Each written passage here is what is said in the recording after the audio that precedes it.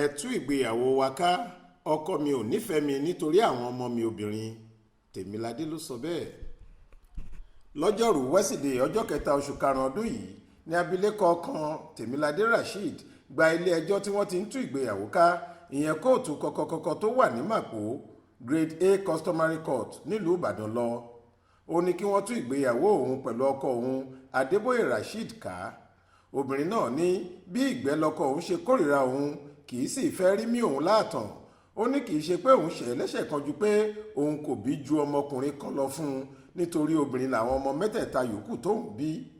Nínú àlàyé tí Tèmiládé ṣe níwájú ilé ẹjọ́ lásìkò tó ń bẹ̀bẹ̀ pé kí wọ́n bá òun tú ìgbéyàwó náà ká ló ti ní àwọn ẹbí ọkọ mi ti ń ti ọkọ mi pé kó fi mí sílẹ̀ nítorí pé mo bí ọmọbìnrin mẹ́ta àti ọkùnrin kan.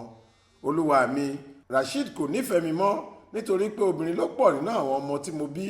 Èyí ló fà á tó fi pa mí tì sẹ́gbẹ̀ẹ́ kan tó sì lọ fẹ́yàwó mi. Ẹyọ kan ṣoṣo tí Rasheed sì ń gbọ́ bùkátà lórí èyí náà lọmọ mi ẹlẹ́ẹ̀kẹrin tó jẹ́ ọkùnrin àárín wọn.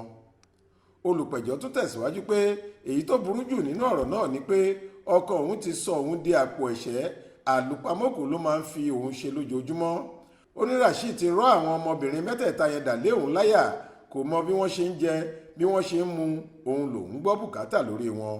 Bákan náà ni Tèmiládé tún rawọ́ ẹ̀bẹ̀ sílé ẹjọ́ náà pé kí wọ́n jẹ́ kí gbogbo àwọn ọmọ mẹ́rẹ̀ẹ̀rin wà lákàtà òun, àmọ́ kí wọ́n pàṣẹ fún Rasheed láti máa ṣe ẹ̀tọ́ lórí gbogbo àwọn ọmọ náà.